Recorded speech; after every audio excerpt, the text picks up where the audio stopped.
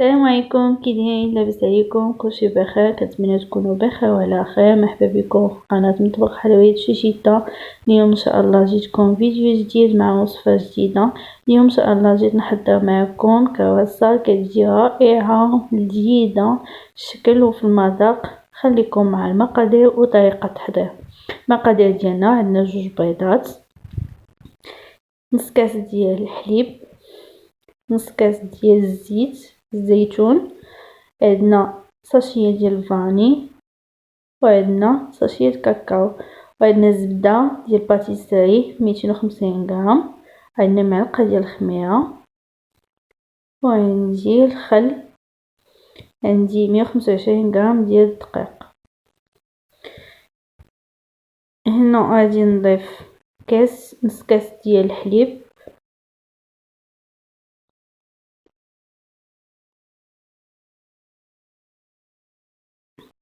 شويه ديال الملح،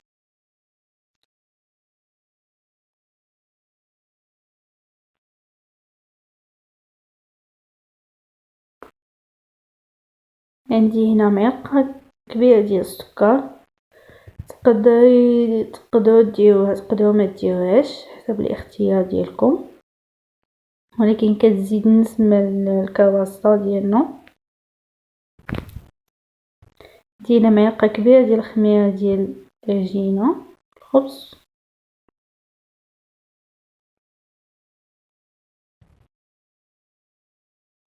عندي ساشيه ديال الفاني،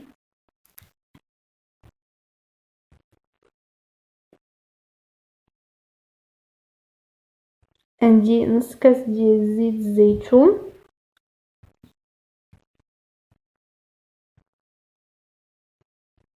تزيدنا طراوه الكرواسه ديالنا. هنا عندي 2 بيضات، غناخد بيض البيض ونخلي الصفار للدهن.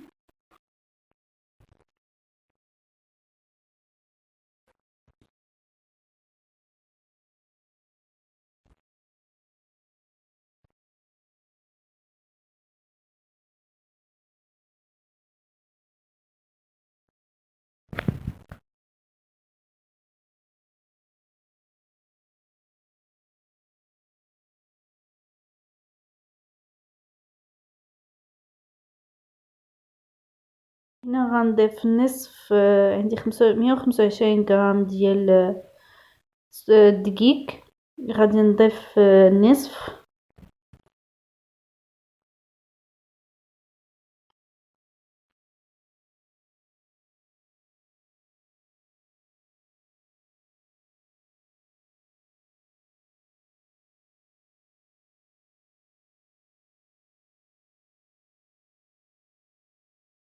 معلقه ديال الخل،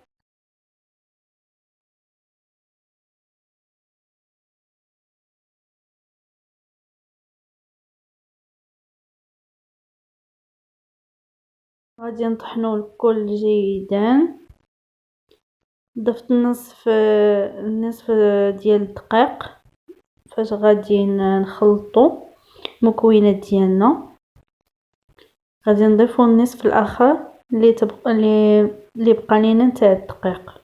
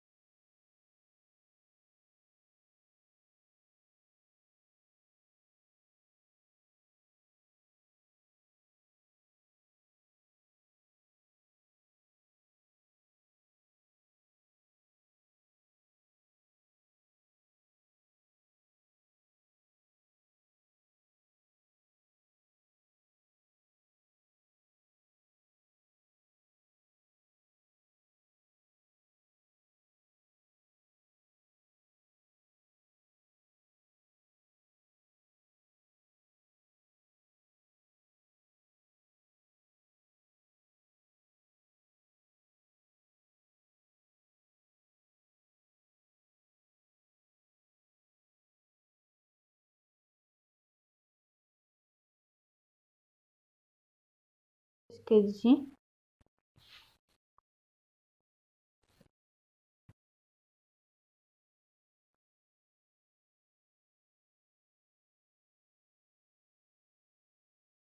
كتجي طبوع خفيفة. دابا غادي نخبيها بابي سلوفا ونخليها تخمر 15 دقيقة ولا حتى ل20 دقيقة، تتخمر لينا مزيان وتضاعف الحجم ديالنا.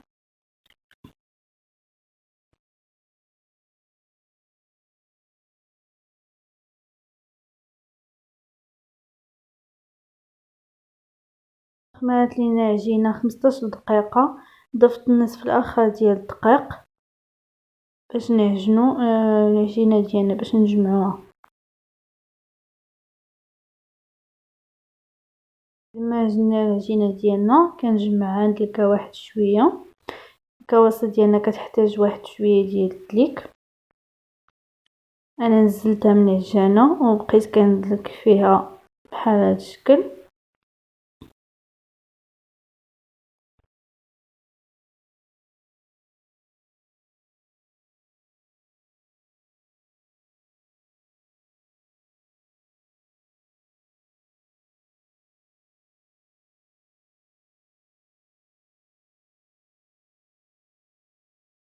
نقسمها لجوج. غندير النصف الاول بيض والنصف الثاني غندير فيه كاكاو.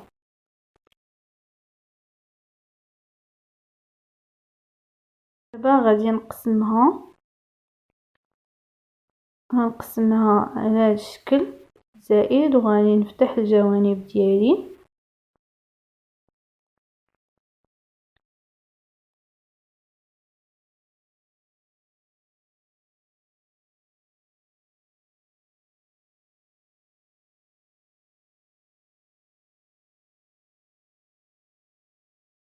نفتحها بالمدلك بحال هذا الشكل.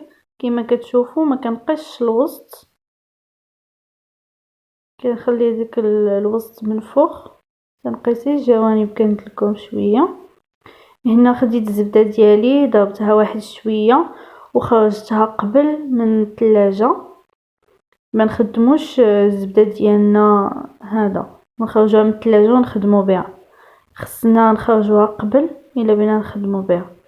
هنا انا قسمت الزبده ديالي على جوج. النصف الاخر غنديروه في العجينه ديال الشوكولات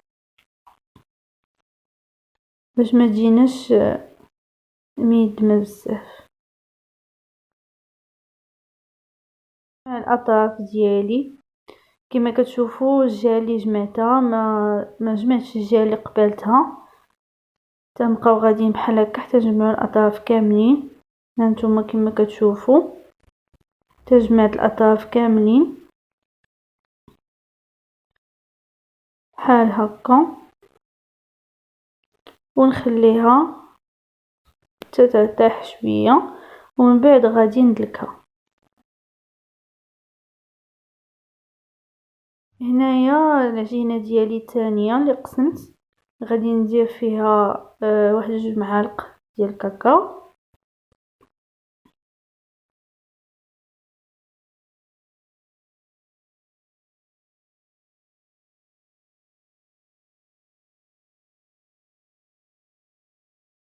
والمر محلوش زوين نتاع الحلويات، ماشي كاكاو. انا كنصحكم تاخدوا هاد الكاكاو ديال ساشيه، ما تناخدوش كاكاو لاخر ديال العبار تيكون كحل هذاك بزاف. حنا ما بغيناش تكون كحله، بغيناها تكون غير قهويه. كما كتشوفوا هاد كاكاو ديال ساشيه ما تيكونش حلو، تيكون مر. ونبقاو نخدموها بحال هكا حتى يدخل لينا الكاكاو ديالنا على عجينه كي بغيناها.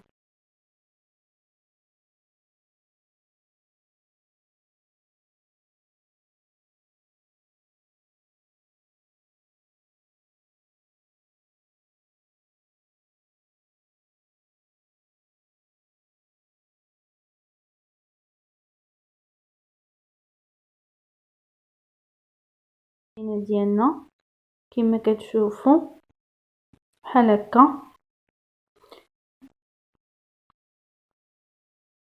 هانتوما قهوية ما كحلاش بزاف.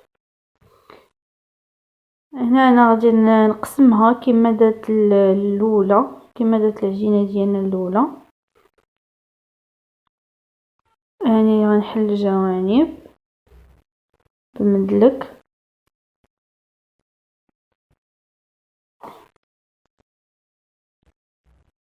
وغندير الزبده اللي بقات ليا. كما كتشوفوا الزبده رطبه كما قلت لكم، خرجتها قبل من الثلاجه.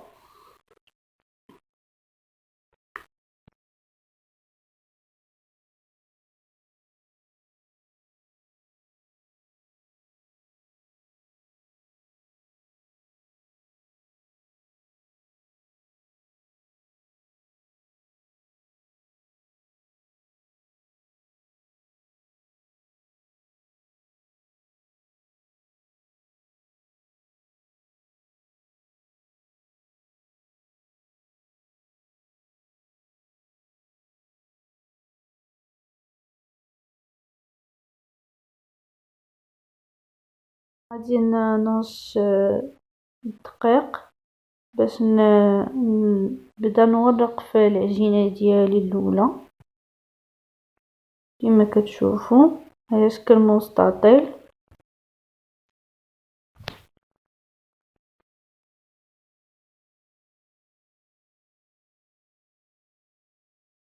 فاش كترتاح وكنخليو ليها الوقت فين ترتاح كتجينا طريه وسهله في الاستعمال ديالها، مكتعذبناش، كتجي زوينه.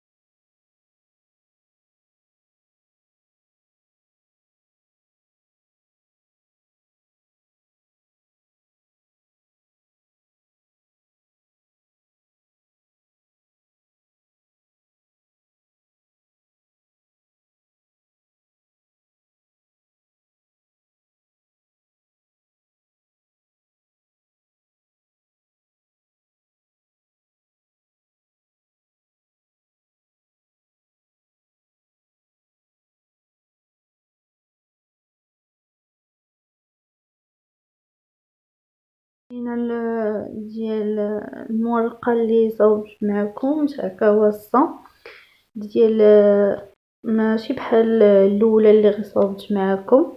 هذه ديال لي كرواسون، الباغيت، شنيك، تقدروا تصوبوا بها اي حاجه.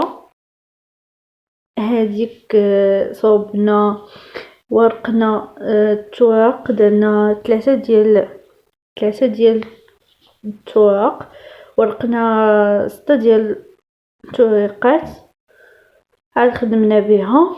هذه غادي نورقوا العجينه ديالنا هي 3 المرات وغنخدموا بها. يعني هذيك العجينه اللي صوبت معكم قبل ما فيهاش الخميره، وهذه فيها الخميره. يعني هذه ديال لي باغيت، ديال شنيك، ديال كرواسون، بتي بان، تقدروا تصوبوا بها اي حاجه بغيتو.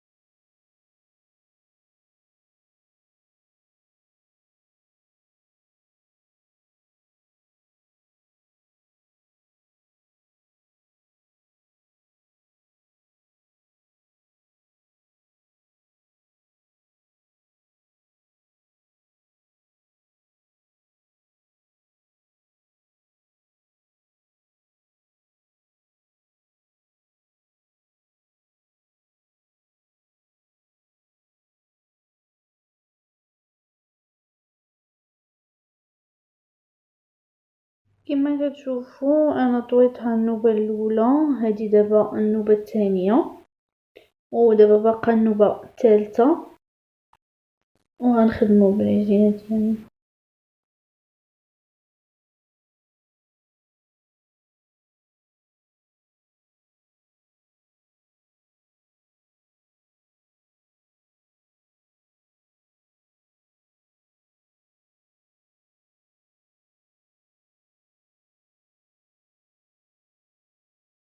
نحاولوا اننا نقادو الجوانب، ما نخلوهمش كيما هكا، نحاولوا نزدوهم بحال كيما كتشوفوا، نزدو الجوانب باش ما يجيش واحد على الاخر، يجيو مقادين باش ندلكوهم مقادين باش تجينا عجينه ناجحه.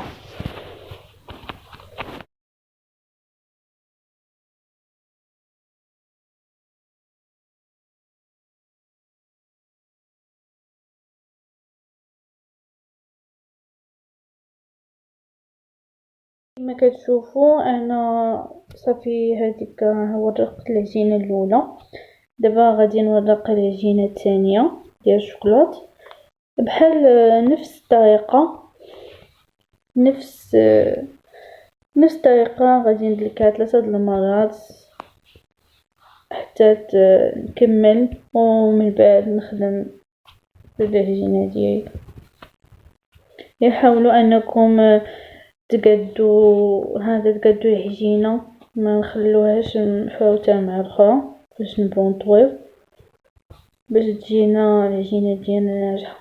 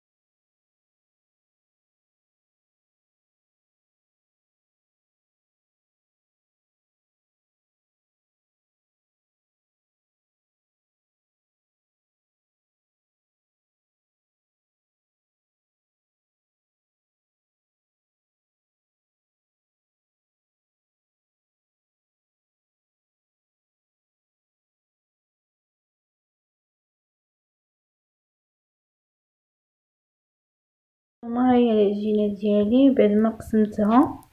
هانتوما شوفوا كيفاش كتجي من الداخل. كما كتشوفوا تيبانو لنا دوك الخطوطه. اذا كانوا هاد الخطوطه يعني العجينه ديالنا ناجحه 100%. دابا غادي ندلك العجينه ديالي، درتها على شكل مستطيل. غادي ندير الاخرى حتى هي على شكل مستطيل.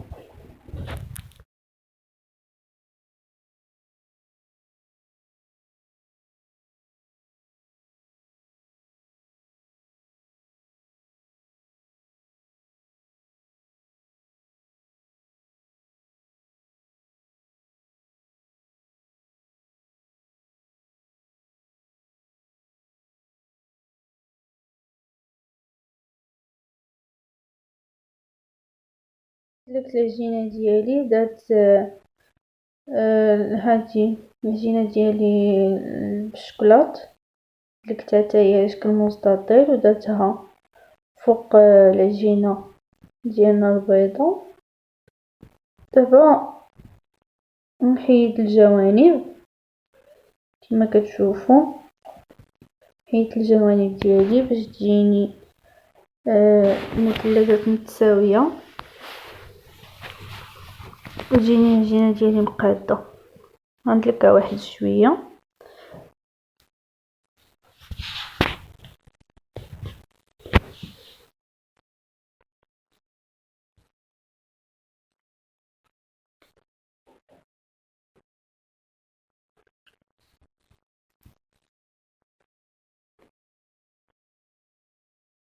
غناخد القطعه ديالي وغنقطعهم على شكل مثلث.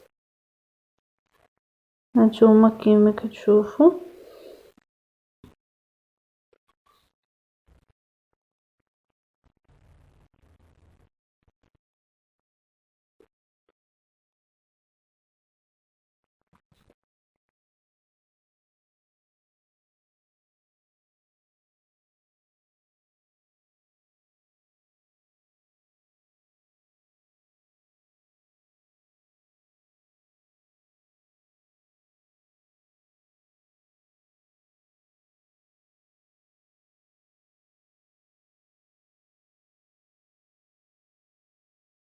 هو الشكلاط اللي غادي ندير تاع كواسه. كما كتشوفوا غادي ندلك شويه بالمدلك باش ما تجينيش غليظه. العجينه كتجمع، غادي نضيف الشكلاط ديالي، نقطعو نفلحو شويه بالموس. كما كتشوفوا فلحتها، درت الشكلاط وغندير نطوي وندير قطعه ثانيه ندير فيها حتى هي شويه الشكلاط، وغادي نبدا نطوي على هذا الشكل كما كتشوفوا بحال هكا. هانتوما شوفوا كيفاش كتجي. غادي نعاود نفس الطريقه. الا تشوفوا العجينه كتجمع تندلكوها واحد شويه بحال هكا، تنجبدوها. انا فلحتها شويه بالموس باش تجيني ناجحه. هنا طويت وغنعاود نطوي على هذا الشكل.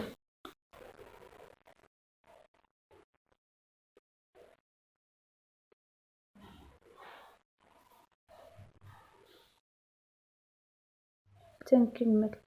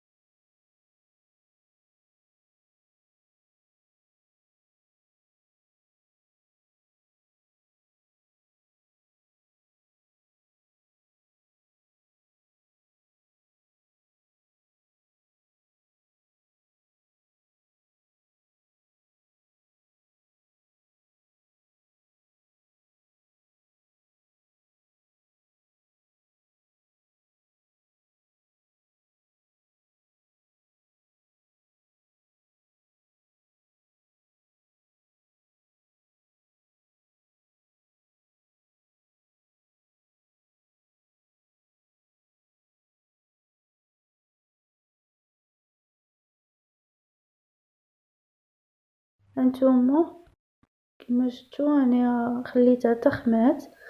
من بعد ما خمات ندهنها بشويه ديال الصفا ديال البيض. الصفا ديال البيض خلطو مع شويه ديال الخل، وبقيت كندهن الكواسه ديالي. هنا انا سخنت الفران على 200 درجه، شعلت الفوق والتحت، ودابا غادي نطفي الفوق وغادي نشعل التحت وغنخليهم يطيبوا على خطرهم حتى يتحمروا ليا من التحت ويطيبوا، ومن بعد نطلعهم من الفوق.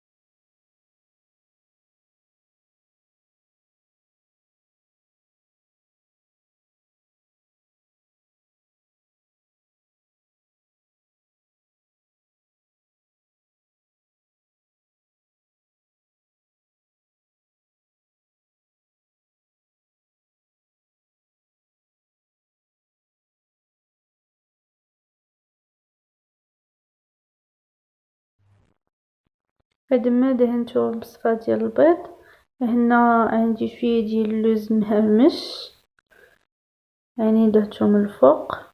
نتوما الا بغيتو تزينو تقدروا تزينو برقائق د اللوز، تقدروا تزينو باي حاجه بغيتو متوفر عندكم.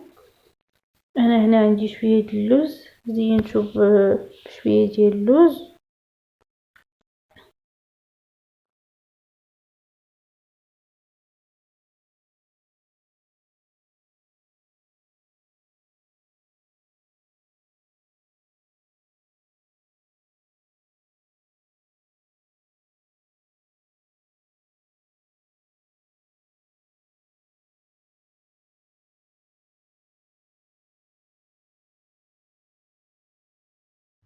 هذا هو الشكل ديالهم حتى ندخلهم الفران يطيبوا.